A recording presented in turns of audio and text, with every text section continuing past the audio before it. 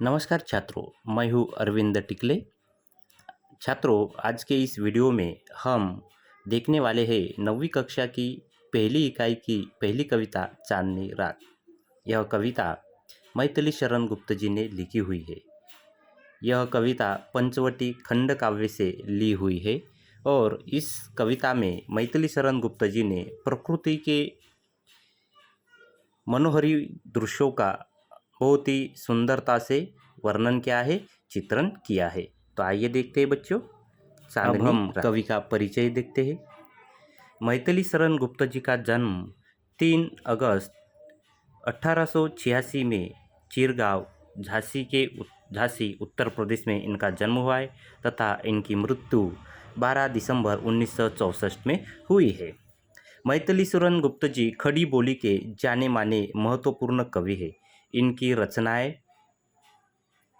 महत्वपूर्ण है तथा इनकी रचनाओं में मानवीय संवेदनाओं का, विशेषतः नारी के प्रति करुणा भावना का विशेष दर्शन उनके कविता में हमें होता है। इनकी प्रमुख कृतियाँ हैं साकेत महाकाव्य, यशोधरा, जयद्रथ वध, पंचवटी, भारत भारती, इस तरह के खंड काव्य इनके प्रसिद्ध है। इनके खंड काव्य के बारे में यहाँ पर जानकारी दें। खंड काव्य में मानवीय जीवन की किसी एक घटना का प्रधानता से वर्णन किया जाता है। प्रासंगिक कथाओं को इसमें कोई भी स्थान नहीं होता।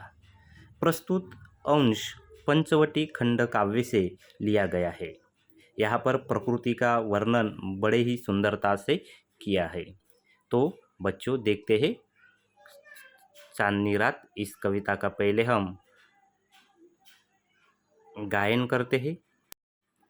इस कविता का गायन और वाचन मैं यहाँ पर करता हूँ। इसको देखकर आपको भी यह कविता इसी तरह आपको पढ़नी है और इसको याद करना है। चारु चंद्र की चंचल किरणें खेल रही है जल थल में, खेल रही है जल थल में। स्वच्छ चांदनी बिछी हुई है अवनी और अंबर तल में, स्वच्छ चांदनी बिछी हुई है अवनी और अंबर तल में।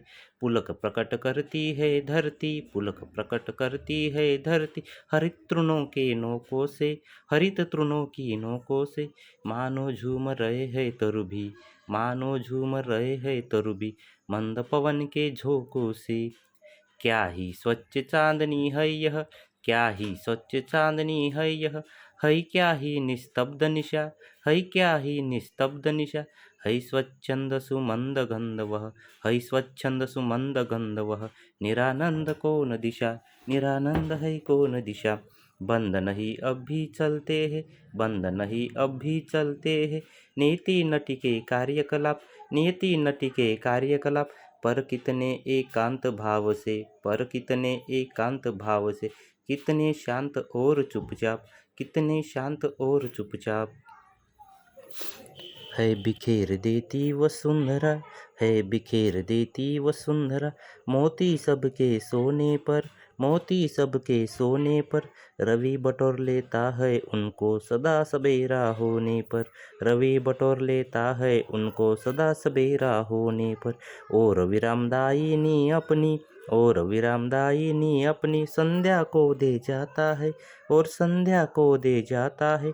शून्य श्याम तनु जिसमें उसका, शून्य श्याम तनु जिससे उसका नया रूप छलकाता है, नया रूप छलकाता है। पंचवटी की छाया में है, पंचवटी की छाया में है, सुंदर पर्ण कुटीर बना, सुंदर पर्ण कुटीर बना। उसके सन्मुख स्वच्छ शिला पर, उसके सन्मुख स्वच्छ शिला पर, धीर वीर निर्भीक मना, धीर वीर निर्भीक मना। जाग रहा यह कौन धनुर्धर, जाग रहा यह कौन धनुर्धर, जबकि भुवन भर सोता है, जबकि भुवन भर सोता है। भोगी कुसुमायुध योगी सा, भोगी कुसुमायुध योगी सा, बना दृष्टिगत होता है, बना दृष्टिगत होता है। यहाँ पर हम पहले पद्यांश पर आधारित कठिन शब्द के अर्थ देखते हैं। चारु का मतलब होता है सुंदर या मनोहर, थल का मतलब होता है भूमि, अवनी का मतलब होता है पृथ्वी, अंबर यानी आकाश, पुलक का मतलब होता है रोमांच या खुशी। हरित, हरित का मतलब होता है हरी, तथा तृण का मतलब होता है घास, और मंद का मतलब होता है धीमा। अर्थ: कवि ने इस पद्य में प्रकृति की सुंदरता का वर्णन किया है। रात के समय चांद की चंचल किरणें जलथल में खेलती हुई प्रतीत हो रही है। पृथ्वी और आकाश में चारों ओर चांदनी फैली हुई है। ऐसा प्रतीत होता है कि हरी हरी घास के नोकों से धरती अपनी खुशियों का इजहार कर रही है, और मंद मंद चल रही हवाओं के झोंकों में सारे वृक्ष मानो जैसे कि झूम रहे हो। इस तरह से सुंदर प्रकृति का वर्णन यहाँ पर कवि ने किया है। अब हम यहाँ पर दूसरे पद्यांश के कठिन शब्दार्थ के अर्थ देखते हैं। स्वच्छंद का मतलब होता है अपनी इच्छा के अनुसार सब काम करने वाला। निस्तब्ध का मतलब होता है जो हिलता डुलता न हो, वह उसे निश्चेष्ट भी कहा जाता है। सुमंद, सुमंद का मतलब होता है बहुत ही धीमी। निरानंद, जिसमें आनंद न हो, आनंद रहित। नियति, नियति का मतलब होता है होनी या भाग्य। नटी, अभिनय करने वाली स्त्री, अभिनय करने वाली स्त्री।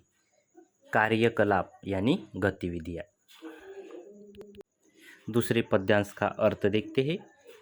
ऐसा लग रहा है चारों ओर स्वच्छ चांदनी बिखरी हुई है, मानो ऐसा लग रहा है कि जैसे यह रात थम सी गई है। एक मनमोहक सुगंध वातावरण में फैली हुई है। हर तरफ आनंद ही आनंद है। इस स्तब्ध कर देने वाली सुंदरता का प्रभाव सभी की सूत्रधार नीति अर्थात प्रकृति पर पड़ नहीं रहा है। उसके क्रियाकलाप एकांत भाव से चुपचाप चल रहे हैं, चुपचाप उसके क्रियाकलाप जारी है। अब हम पद्यांश क्रमांक 3 का कठिन शब्दार्थ के अर्थ देखते हैं। वसुंधरा का मतलब होता है पृथ्वी। विरामदायिनी का मतलब होता है विश्राम देने वाली। श्याम का मतलब होता है काला। तनु का मतलब होता है शरीर।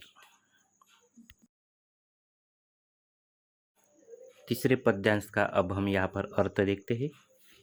यहाँ पर कवि ने कहा है कि रात्रि के समय धरती मोती के समान दिखाई देने वाली ओस की बूंदें चारों ओर बिखेर देती है, लेकिन सुबह होते ही जब रवि अर्थात सूर्य वहाँ आता है तो वह उन ओस की बूंदों को बटोर कर ले जाता है।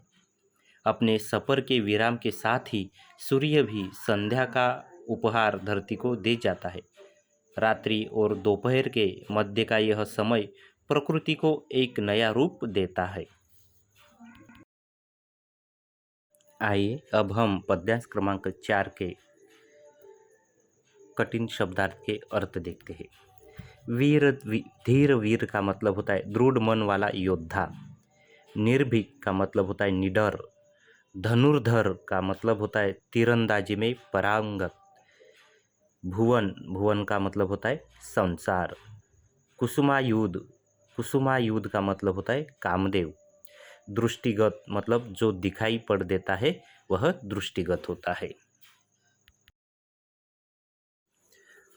अब हम पद्यांश क्रमांक 4 का आखिरी पद्यांश का अर्थ यहाँ पर देखते हैं। पंचवटी की छाया में एक सुंदर पर्णकुटी का निर्माण किया गया है, और उसके सामने पत्थर की एक स्वच्छ शिला पर कोई विनम्र और निडर वीर बैठा हुआ है। जब कोई इस संसार में हर कोई सो रहा है, तो आखिर यह कौन धनुर्धर है जो अभी तक जाग रहा है? कामदेव की तरह सुंदर दिखाई देने वाला यह वीर योद्धा योगी जान पहचाना दिखाई देता है।